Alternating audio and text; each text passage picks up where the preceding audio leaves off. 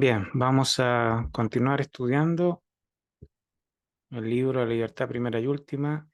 Y en esta ocasión vamos a estudiar un capítulo de la sección de preguntas y respuestas. Y este capítulo se denomina La crisis actual. Y vamos a tratar de examinar eh, cómo podemos comprender la crisis actual de la humanidad desde una perspectiva global, ¿no? Porque así está tratada en este capítulo. Como ustedes van a ver, Krishnamurti lo enfoca desde una perspectiva global, en el sentido in- lo que las derivadas de que sea el pensamiento en la vida humana lo que predomine. Cuando el pensamiento, la imagen, la conceptualización es lo que domina, va a dominar naturalmente junto con el pensamiento, va a dominar los valores sensoriales y la justificación, como vamos a explorar cuando estudiemos el capítulo, que no es muy largo, es corto, así que lo vamos a estudiar en un solo video. Pero nos sirve también para ver las consecuencias de lo que estamos estudiando con relación al autoconocimiento, pero proyectado al mundo, a la humanidad, a las consecuencias de que la actividad egocéntrica domine en la vida humana. Junto con ello, el desarrollo científico y tecnológico, o sea, la actividad egocéntrica, que es la actividad del pensar continua a través de un yo en la humanidad, que ha venido desarrollándose posiblemente de cientos de miles de años o millones de años, como plantea la filosofía esotérica. El pensamiento se ha venido refinando, desarrollando científica, tecnológicamente, etcétera, con muchos avances de todo tipo, pero la actividad egocéntrica permanece dominante. Y cómo esa actividad egocéntrica, que es la actividad centralizada del yo, se expresa a nivel global y qué consecuencias podría tener si es que no hay un proceso de regeneración, un proceso de transformación, de mutación en la humanidad, que haya de alguna manera, que ingrese, por decirlo de alguna forma, oxígeno al campo psíquico humano, porque hasta el momento lo que va, lo que se está generando es una acumulación y acumulación y acumulación de energía divisiva, en conflicto, que posteriormente da origen a guerras y a todo tipo de problemas culturales, sociales, revoluciones, todo tipo de eh, asesinatos, como vamos a ver en el capítulo de la crisis actual, para visualizar los efectos de la actividad egocéntrica, eh, cómo se exterioriza esa actividad egocéntrica, cuando el elemento del pensar es dominante y no hay un florecer interior, un desarrollo interno espiritual, eh, de un estado no condicionado, no fragmentado, algo que Krishnamurti a veces llamaba amor, compasión e inteligencia, por ejemplo, que no son del yo, que no son de la memoria. Entonces vamos a comenzar a leer, y dice así, la pregunta, dice usted que la crisis actual es sin precedentes. ¿En qué sentido es excepcional? Dice usted que la crisis actual es sin precedentes. ¿En qué sentido es excepcional? Krishnamurti, es evidente que la crisis actual en el mundo entero es excepcional, sin precedentes. A través de la historia ha habido crisis de diferentes tipos en diferentes periodos, crisis sociales, nacionales, políticas. Las crisis vienen y pasan. Los recesos económicos, las depresiones, se producen, se modifican y continúan en forma diferente. Eso lo sabemos. El proceso nos resulta conocido. La crisis actual, bueno, ahí Krishnamurti dice, bueno, que en la humanidad siempre hay crisis de todo tipo, digamos, cíclicamente, económica, social, política, guerras, conflictos. Vienen y van, pasan, hay cierta reestructuración y continúan. Y vuelve a acumularse energía, vuelve a haber conflicto y vuelve una crisis. Pero de eso no se está refiriendo Krishnamurti, sino que a una crisis mucho mayor, más global y de carácter más profundo y más peligroso, que es lo que vamos a explorar. Dice, la crisis actual es sin duda diferente, ¿verdad? Es diferente, ante todo, porque no se trata de dinero, de cosas tangibles, sino de ideas. O sea, una crisis global de ideas. La crisis es excepcional porque ella ocurre en el campo de la ideación. Reñimos por ideas, justificamos el asesinato. En todas partes del mundo justificamos el asesinato como medio para un fin recto, lo cual de por sí es sin precedentes. Antes el mal era reconocido como mal. El asesinato era reconocido como asesinato, pero ahora el asesinato es un medio de lograr un resultado noble. O sea, podemos ver el homicidio, el asesinato, como un medio para alcanzar un buen resultado, un resultado noble en nuestro esquema de ideas, en nuestra estructura de condicionamientos y de identificaciones nacionales, grupales, políticas, económicas, como ustedes quieran verlo. Estamos en la estructura de esos condicionamientos identificados. Incluso el asesinato puede ser un medio para lograr un fin noble de acuerdo a nuestra percepción mental, intelectual. El asesinato, ya sea de una persona o de un grupo de personas, se ve justificado porque el asesinato o el grupo que el asesino representa lo justifica como medio de lograr un resultado que será beneficioso para el hombre. Es decir, sacrificamos el presente por el futuro. Sacrificamos el presente por el futuro. Podemos sacrificar un conjunto de personas, si somos, digamos, presidente, y decimos, para llegar a la paz tenemos que pasar por esto, tenemos que hacer esto.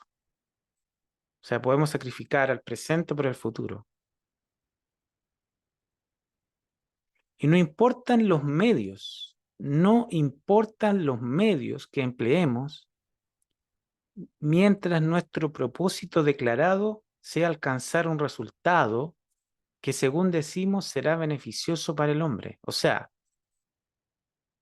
Krishnamurti dice que mediante la ideación hemos llegado al punto donde podemos justificar cualquier cosa en pos de un resultado que, según nos señalamos a nosotros mismos, va a ser un fin noble, un fin superior. Ocupamos un mal medio o justificamos un mal medio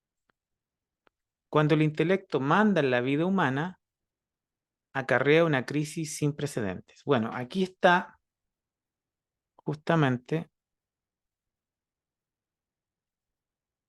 el problema a lo cual hemos arribado por el desarrollo del pensamiento, el desarrollo del campo de la ideación y las consecuencias que tiene a nivel global por las justificaciones, por la importancia que el pensamiento le da a los valores sensorios, como vamos a ver, y porque el pensamiento no es, como es un campo diferenciado o fragmentado, no puede el pensamiento ver directamente el valor de la humanidad.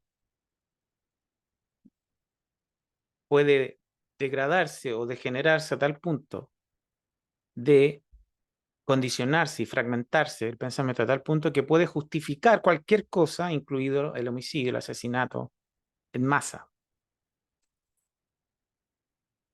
Esta es la crisis a la cual nos enfrentamos. Hay también otras causas que indican una crisis sin precedentes. Una de ellas es la extraordinaria importancia que el hombre da a los valores sensorios, a la propiedad, al nombre, a la casta, a la patria y al rótulo particular que ostenta. Si sois musulmanes o hindúes, cristianos o comunistas, el nombre y la propiedad, la casta, el país han adquirido predominante importancia, lo cual significa que el hombre está atrapado en el valor sensual, en el valor de las cosas, sean ellas producto de la mano, de la mente o de la mano. O sea, cosas subjetivas, mentales, emocionales o cosas materiales. Las cosas hechas por la mano o por la mente han llegado a ser tan importantes que nos matamos, nos destruimos, nos descuartizamos, nos liquidamos unos a otros por causa de ellas. Estamos acercándonos al borde de un precipicio. Toda acción nos conduce a él. Toda acción política, toda acción económica nos lleva inevitablemente al precipicio, arrastrándonos a ese abismo de caos y confusión. La crisis, pues, es sin precedentes y ella exige una acción sin precedentes. Para apartarse, para salirse de esa crisis, se necesita una acción creadora, atemporal, una acción que no se base en ideas, en sistemas, porque toda acción basada en un sistema, en una idea, inevitablemente conducirá a la frustración. Semejante acción no hace más que llevarnos de vuelta al abismo por diferentes rutas. Como la crisis no tiene precedentes, también es preciso que haya acción sin precedentes, lo cual significa, y esta parte es clave, que la regeneración del individuo debe ser instantánea, no un proceso de tiempo. Debe producirse ahora, no mañana, porque mañana es un proceso de desintegración. Si pienso en transformarme mañana, fomento la confusión, sigo en la esfera de la destrucción. ¿Es posible cambiar ahora mismo? ¿Es posible que uno se transforme completamente enseguida en el ahora? Y yo digo que sí lo es. Eso dice Krishnamurti, que puede haber una transformación, en este caso del individuo,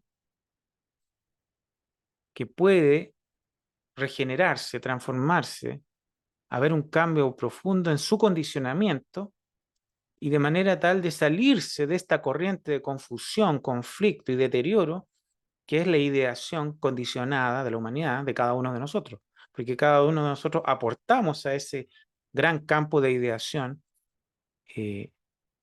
fragmentario, que se está acumulando y acumulando energía en conflicto. Entonces, y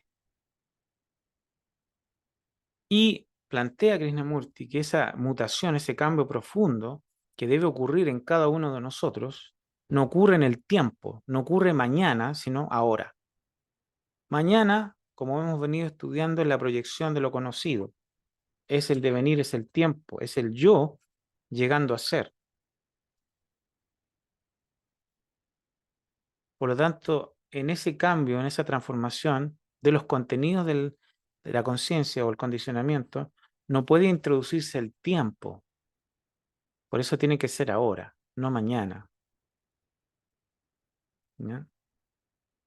La cuestión es que, como la crisis es de carácter excepcional, para enfrentarla tiene que haber una revolución en el pensamiento, y esta revolución no puede producirse por medio de otra persona, de ningún libro, de ninguna organización. Debe llegar a través de nosotros mismos, de cada uno de nosotros. Solo entonces podremos crear una nueva sociedad, una nueva estructura alejada de este horror, ajena a estas fuerzas extraordinariamente destructivas que se están acumulando, amontonando. Y esa transformación ocurre tan solo cuando vosotros, como individuos, empezáis a daros cuenta de vosotros mismos en todo pensamiento, acción y sentimiento. O sea, si estamos preocupados por el mundo, por la humanidad, por esta crisis en el campo de la ideación que puede justificar absolutamente cualquier barbarie, porque en el pensamiento no hay amor, digamos. El amor florece cuando el pensamiento o la actividad egocéntrica llega a su fin, entonces florece el amor. Y como no hay amor en la actividad del pensamiento, puede, ¿no es cierto?, este campo de ideación justificarlo todo y conducirnos a un verdadero desastre. Bueno, cuando miramos el mundo, es un desastre en varios sentidos. Hemos tenido cientos de guerras o miles de guerras históricamente, sin embargo, el horror de la guerra no nos transforma. Continúan las guerras, los conflictos de todo tipo, la fragmentación, la identificación de todo tipo. Estamos fragmentados en toda clase de etiquetas. Y de hecho, no contentos con las que tenemos, inventamos nuevas etiquetas con las cuales identificarnos, dividirnos, fragmentarnos y entrar en conflicto unos con otros.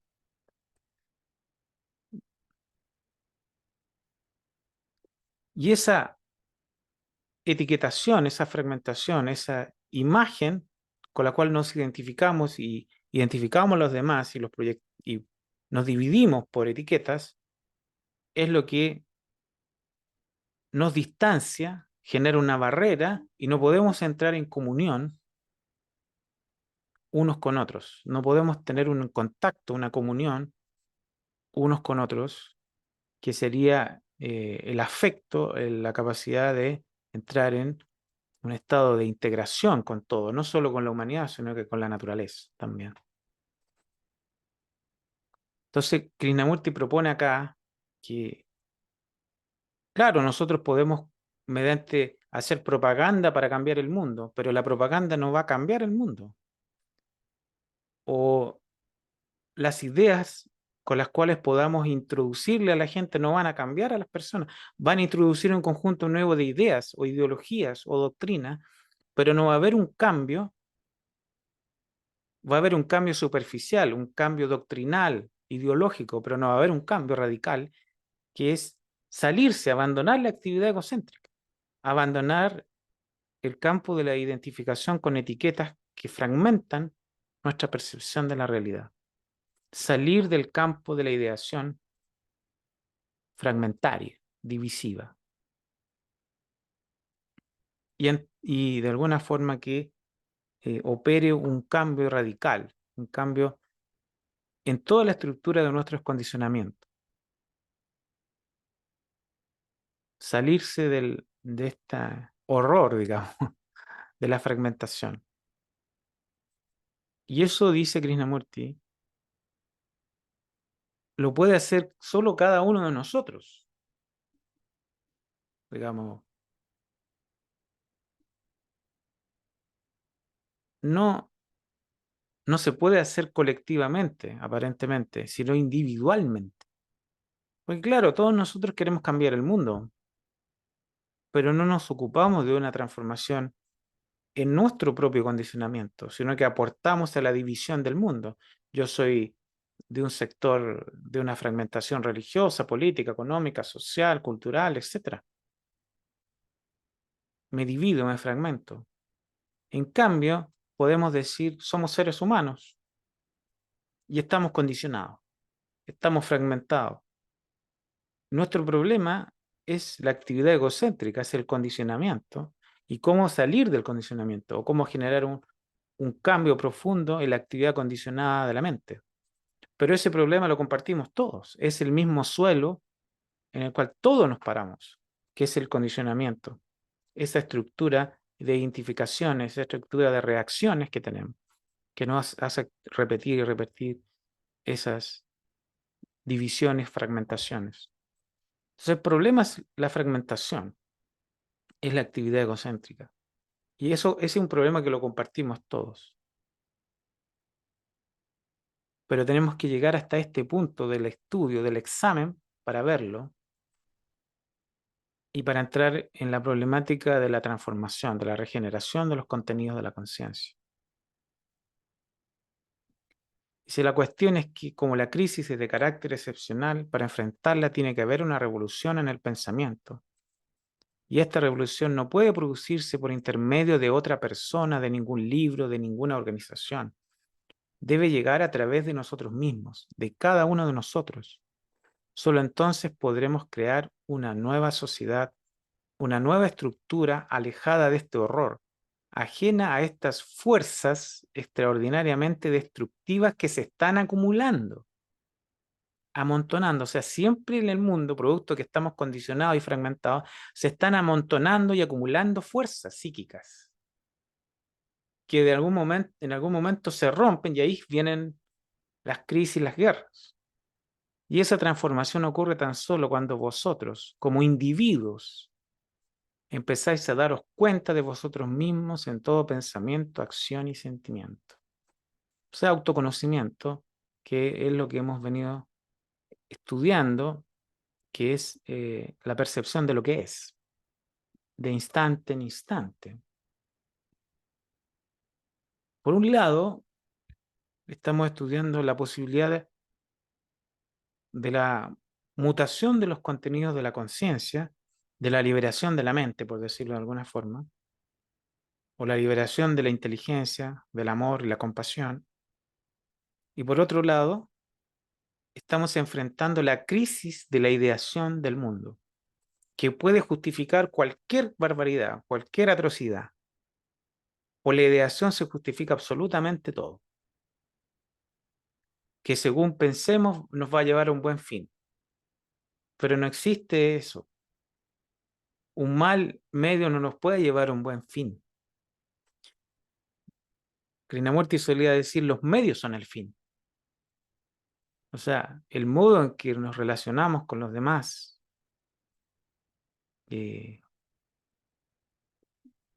no puede, tiene que ser humano o considerando que todos estamos sufriendo. Todos estamos parados en el sufrimiento de un vivir fragmentado, divisivo, egocéntrico.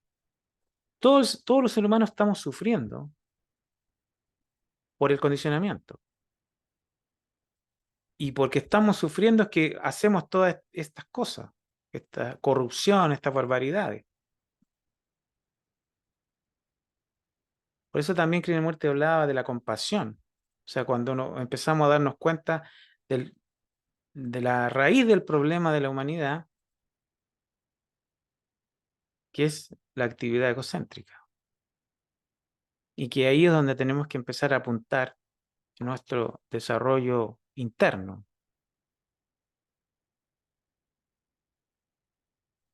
Y aparentemente, según se nos plantea acá, no hay otro camino, que es cada uno de nosotros trabaje en su conocimiento de sí mismo, en su autodesarrollo. Considerando estas cosas, quizás se pueda trabajar para abrir esa puerta del conocimiento propio, esa observación sin opción, captando la importancia de esa posibilidad, la posibilidad de la liberación, dicho de alguna manera, la liberación de la actividad del yo, abriendo un campo nuevo más allá de la mente, más allá del pensamiento, más allá del tiempo, más allá de la experiencia del yo, digamos. Eso es lo que estamos estudiando, explorando esa posibilidad, pero tenemos frente a nosotros también una crisis global, una crisis mundial. Y Krishnamurti dice que el autoconocimiento, la autotransformación es el único modo de enfrentar esa crisis, que es cuando el individuo despierta de su condicionamiento y comienza su proceso de transformación interna. Se sale del campo de la ideación que justifica absolutamente todo, del campo de la fragmentación que proyecta el pensamiento. Entonces, es interesante explorar la raíz de la crisis en la cual la humanidad estamos todos atravesando, digamos, es un tema complejo,